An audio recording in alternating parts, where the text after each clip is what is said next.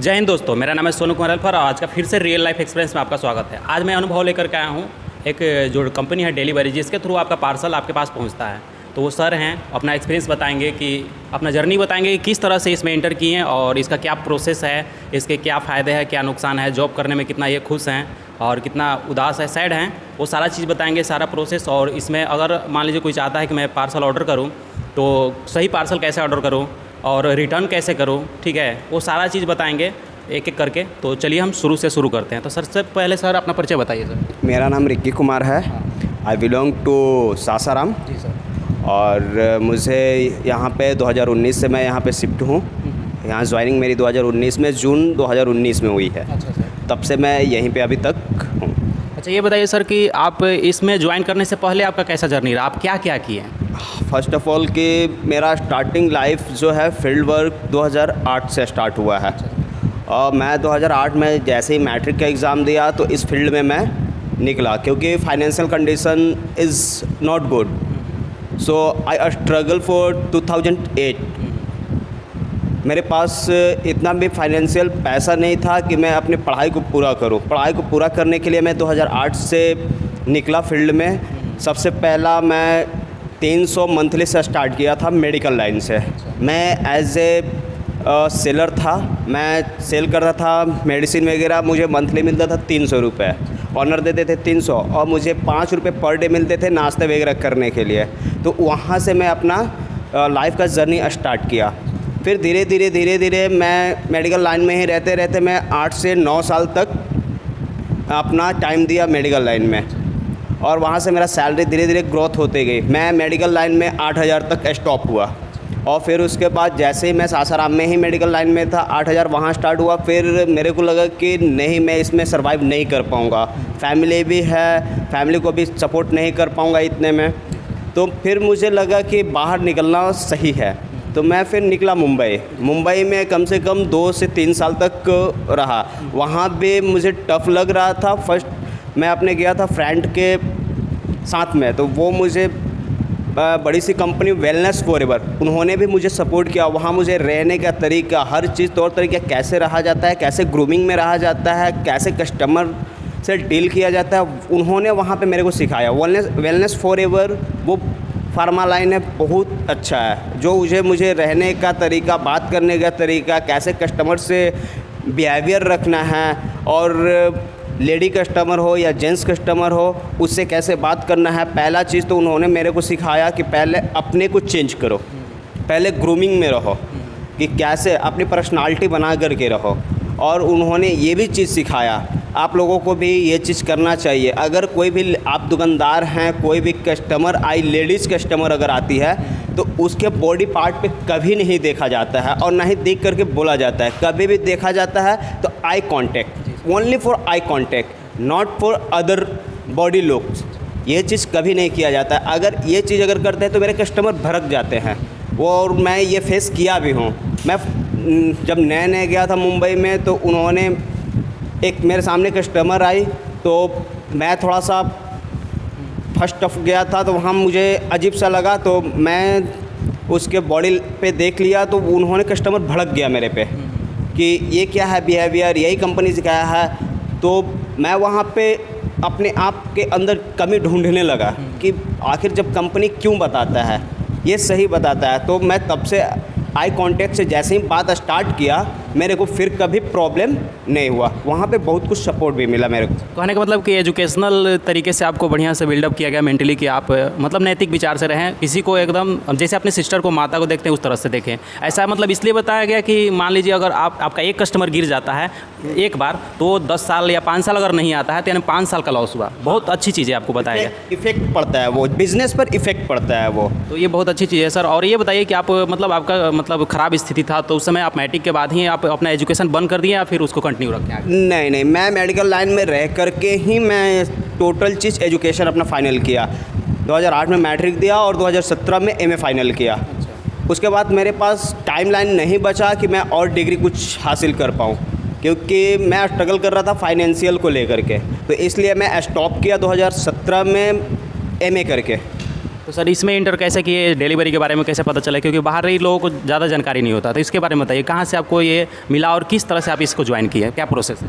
हाँ, इसका ये प्रोसेस है कि मैं मुंबई से जब आया था यहाँ पे लिफ्ट अपना लेकर के, तो फ्रेंड बोला कि क्यों बाहर जाओगे, तो यहाँ पे एक ऑफ़र मिल रहा है, एचआर की तरफ से ऑफ़र आया था मेरे फ्रेंड को, जो कि अब वो फ्रेंड यहाँ नहीं है, वो पटना में रहता है, नाम सुनील है, और वो अभी यूनिवर्सिटी में है, यूनिवर्सिटी में जॉब करता है। तो वो बोला कि मेरे पास एचआर का कॉल है, तो आप एक जॉब करोगे, एक नया ब्रांच ओपन हो रहा है रोहतास में।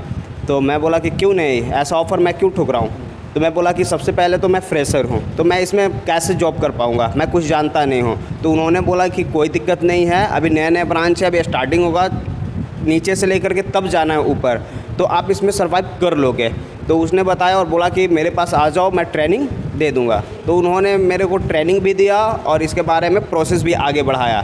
तो आप सर स्टार्ट किए थे तो कितना पैकेज से आप स्टार्ट किए थे? मैं जब स्टार्ट किया था तो 2 लाख एनुअल पैकेज से स्टार्ट किया था, और अभी का फ़िलहाल में 3+ है। तो सर यहाँ से आप मतलब क्या क्या चीज़ें हासिल की है, अपने फैमिली को कितना सपोर्ट कर पाए यहाँ से काम करने के बाद, अपना कुछ बाइक वगैरह लिए, उसके बारे में बताइए सफलता थोड़ा सा। तो मैं यहाँ से बहुत कुछ सीखा हूँ और इस जॉब से मैं खुश भी हूँ। और ऐसा नहीं है कि लोग बोलते हैं कि प्राइवेट जॉब, और एक्चुअली ये भी मैं बता देता हूँ, मेन पॉइंट है कि यहाँ बिहार के लोग ज़्यादातर गवर्नमेंट जॉब ढूंढते हैं। ये मेंटेलिटी यहाँ की बन चुकी है बिहार के लोगों को, और बोलते हैं कि बिहार के लोग गवर्नमेंट जॉब करो, अदरवाइज तुम सर्वाइव नहीं कर पाओगे। नहीं, ऐसा नहीं है, आप प्राइवेट जॉब भी करो, उसमें भी आपको सफलता मिलेगा, बस हम मन से करना है। हाँ, ऐसा नहीं है कि गवर्नमेंट जॉब में आपको थोड़ा सा रिलैक्स फील करना पड़ता है और प्राइवेट जॉब में रिस्क लेना पड़ता है, प्रेशर रहता है। हाँ, प्राइवेट जॉब में अक्सर प्रेशर रहता है। ये प्राइवेट जॉब के मतलब हुआ क्या, वही हुआ कि भाई प्रेशराइज होगा, पी से प्राइवेट होता है, पी से प्रेशर होता है, तो उसमें कंपनी ज़रूर प्रेशर देगा, क्योंकि वो वर्क लेगा, क्योंकि आपको जब पैसा दे रहा है अच्छा खासा, टाइम टू टाइम दे रहा है, तो भाई प्रेशर तो झेलना पड़ेगा। तो प्रेशर लेकर के आप काम कीजिएगा तो काम नहीं होगा। इसमें भी बताया जाता है, प्राइवेट कंपनी में भी बताया जाता है, प्राइवेट कंपनी का एक टारगेट होता है, आप अगर हर उसकी मैट्रिक्स को फॉलो कीजिए, आप विदाउट प्रेशर आप जॉब कर सकते हैं। मैं यहाँ पे क्या करता हूँ, मेरे भी कंपनी में बहुत सारे प्रेशर आते हैं, बट यहाँ पे मैं फ्री ऑफ माइंड काम करता हूँ, क्योंकि मेरे पास कोई प्रेशर का सवाल ही नहीं उठता है, क्योंकि मैं हर सारा मैट्रिक्स में कंप्लीट रखता हूँ। तो अभी हम और मैं इस जॉब से करते करते मैं अब फैमिली को फुल सपोर्ट किया भी, मैं बाइक भी लिया इसी जॉब से, मतलब हर चीज़ जो भी है मेरा ख्वाहिश वो मैं धीरे धीरे पूरा अपना करता हूँ। ऐसा नहीं है कि मेरे को कम पैसा मिल रहा है, ये हो रहा वो हो रहा, नहीं, मैं इसमें भी सर्वाइव कर लेता हूँ। हाँ, मनुष्य का आवश्यकता कभी पूरा नहीं हो सकता है। ये बात है, बिल्कुल उचित बोल। तो ये बताइए सर कि हमको कि मान लीजिए ये तो कर रहे हैं, ये कंडीशन ठीक नहीं था तो ये किए, लेकिन आपका पर्सनल कोई ड्रीम भी है कि नहीं मैं ये बनना चाहता था, जैसे मेरा शुरुआती में ड्रीम था कि मैं एक फुटबॉलर बनूं, उस तरह से कोई आपका अंदर से कोई सपना, कोई ड्रीम? मेरा अंदर एक बनना था इंजीनियर, बट मैं इंजीनियर अपनी फाइनेंशियल कंडीशन पहले भी बताया कि फाइनेंशियल कंडीशन के वजह से मैं नहीं कर पाया वो चीज़, तो मैं स्टॉप करके अपना सेकंड लाइन ज्वाइन किया। फर्स्ट जो मेरा था फार्मा लाइन, सेकंड हो गया मेरा लॉजिस्टिक लाइन। अच्छा, ये बताइए सर कि बहुत सारे लोग ऑर्डर करते हैं पार्सल, फ्लिपकार्ट, अमेजोन, बहुत सारे साइट से, तो बताइए कि वो कैसे किस तरह से सही तरीके से ऑर्डर करें, फिर सही तरीके से कैसे रिटर्न करें, दूसरा क्वेश्चन। और तीसरा क्वेश्चन ये है कि इसमें डिलीवरी की क्या भूमिका है, लोग समझ नहीं पाते, लोग सोचते हैं कि यहीं से पैकेज करके दिया जा रहा है सामान को। तो इस 3 क्वेश्चन को सटीक जवाब दीजिए सर। देखिए, पहला क्वेश्चन आपका था कि कैसे ऑर्डर करें। कैसे ऑर्डर करें, सबसे पहला चीज़ तो अपना पर्सनल आईडी होनी चाहिए। पर्सनल आईडी अगर हो तो वो फेक साइट से ऑर्डर ना हो। अमेज़ॉन हो गया, फ्लिपकार्ट हो गया, मिंत्रा हो गया, ये सब से आप ऑर्डर कीजिए। ब्रांडेड कंपनी है तो ये ब्रांडेड कंपनी से आप ऑर्डर कीजिएगा। बहुत लोग बोलते हैं मेसो से भी कीजिए, बट मेसो में थोड़ा सा प्रॉब्लम क्रिएट हो रहा है, तो वो मेसो थोड़ा प्रॉब्लम कर रहा है कि मैं क्या ऑर्डर कर रहा हूँ और क्या आ रहा है, तो मेसो से थोड़ा सा प्रॉब्लम होगा रिटर्न करने में। रिटर्न पॉलिसी सबसे बेटर है मिंत्रा, फ्लिपकार्ट, अमेज़ॉन, आप इससे ऑर्डर कीजिए, बेटर आपको फ़ायदा मिलेगा। जो ऑर्डर कीजिए वही मिलेगा। अगर कोई भी प्रॉब्लम होता है तो रिटर्न कैसे, सेकंड क्वेश्चन था कि रिटर्न कैसे करें। तो रिटर्न करने के लिए आपको यही प्रोसेस है कि अब जैसे ही आप साइट पे जाइए, अगर कोई भी प्रॉब्लम आता है तो उसमें आप रिटर्न कीजिएगा, तो उसमें सारा ऑप्शन आएगा आपको, डैमेज है, नहीं लेना है, कस्टमर रिमोर्स आएगा, बहुत सारा क्वेश्चन आता है उसमें ऑप्शन, वो सेलेक्ट कीजिए। डैमेज है, डैमेज का रीज़न सही करना चाहिए, और रीज़न सही कीजिएगा तो आपको रिफ़ंड, रिप्लेसमेंट दो चीज़ ऑप्शन आता है, या तो रिफ़ंड या तो रिप्लेसमेंट। अगर रिफ़ंड का आ रहा है तो रिफ़ंड कीजिए, रिप्लेसमेंट का तो रिप्लेसमेंट। इलेक्ट्रॉनिक पार्ट्स में आपको सबसे पहले ये रिप्लेसमेंट का आता है। कोई चीज़ है कि जो रिप्लेसमेंट नहीं देता है, रिफ़ंड डायरेक्ट देता है, तो आप कर सकते हैं। कोई कर लेना है। हाँ, चेक कर लेना है, सारी डिस्क्रिप्शन को पढ़ लेना है। एजियो का होता है तो एजियो का आप लोग बोलते हैं कि मेरा रिटर्न है लेकर के जाओ, तो उसमें डायरेक्ट उसका डिस्क्रिप्शन में लिखा रहता है without included tag not for return, ये लिखा हुआ होता है। तो वो चीज़ आप लोग ना करें।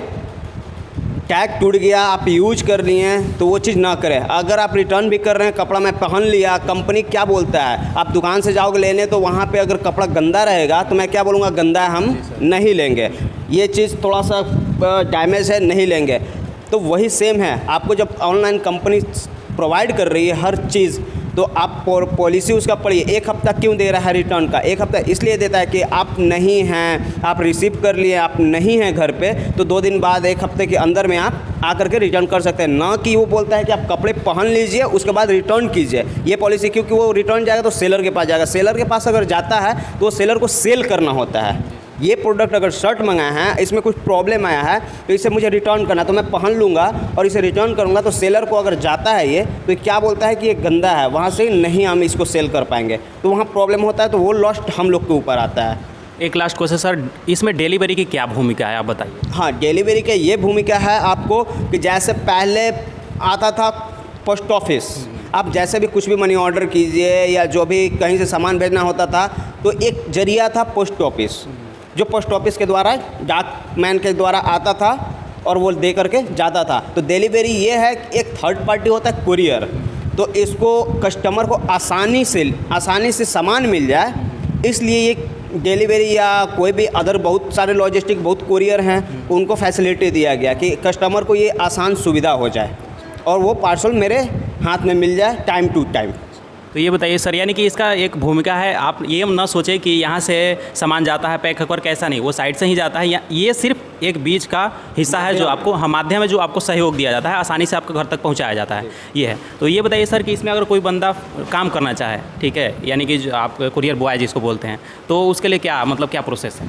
हाँ, कुरियर बॉय के लिए मेरे पास ऑफ़र है, जिनको करना है वो कर सकते हैं। पर पैकेट भी है, पर पैकेट पे और डिस्टेंस के ऊपर पर पैकेट पे पैसा भी रखा गया है। किसी पे है 22 रुपये मिलता है, किसी पे 14 रुपये, किसी पे 13 रुपये, किसी पे आपको 10 रुपये भी मिलते हैं, डिस्टेंस के अकॉर्डिंग है। और आपको पार्सल भी अच्छा खासा मिलेगा, आप इसमें कमा भी सकते हैं। मतलब ये बताइए सर, मोटा मोटी कि कितना कमा सकते हैं एक दिन में? कम से कम, ज़्यादा से ज़्यादा? हाँ, कम से कम आप कमा सकते हैं 800 रुपया, ज़्यादा से ज़्यादा 1000 प्लस जा सकते हैं।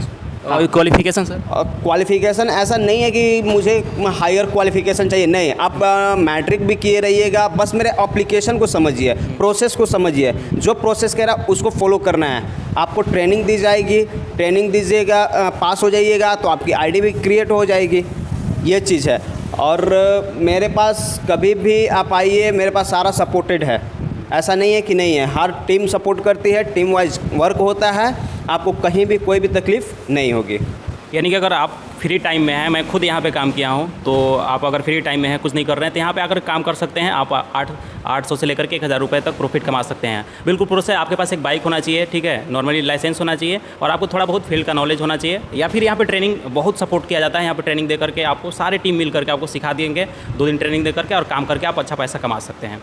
तो चलिए, बहुत सारा एक्सपीरियंस सर बताएं, इसको सुनने के बाद आपको कैसा लगा, क्या अनुभव हुआ, वो आप कमेंट में बताइए, ताकि हम और इम्प्रूव कर सकें। और किस फील्ड के लोगों का अनुभव आप चाहते हैं वो भी आप बता सकते हैं। लास्ट में कोई मैसेज देना चाहें सर अपने अनुभव, ज़िंदगी के अनुभव के आधार पे, तो दे दीजिए। हाँ, मैं ये एक लास्ट मैसेज इन जाते जाते सोनू जी को ये देना चाहूँगा कि कभी भी ऐसा भी अपने माइंड में सेटअप मत कीजिएगा कि मैं वर्क छोटा कर रहा हूँ या बड़ा कर रहा हूँ, ये माइंड में कभी मत सेटअप कीजिएगा, क्योंकि वर्क कोई मायने नहीं रखता है। क्योंकि मैं अपनी हाथ से, मेहनत से कमा करके वो पैसा कमा रहा हूँ, मेहनत कर रहा हूँ, तब वो 2 पैसा मिल रहे हैं। तो ये कभी भी कोई भी काम कीजिए, उसमें शर्मिंदगी महसूस मत कीजिएगा, या काम छोटा कीजिए या बड़ा कीजिए, गर्व के साथ कीजिए कि हाँ, हम काम कर रहे हैं, चोरी नहीं कर रहे हैं। यानी कहने का मतलब एक लाइन में है, मेरा जो माइंडसेट कहता है कि आप किसी भी काम को करिए तो ऐसे करिए कि काम को भी लगे कि क्या बंदा मुझे किया है, उसे काम को भी गर्व हो जाए। तो चलिए इसी के साथ अपने शब्दों को समाप्त करते हैं।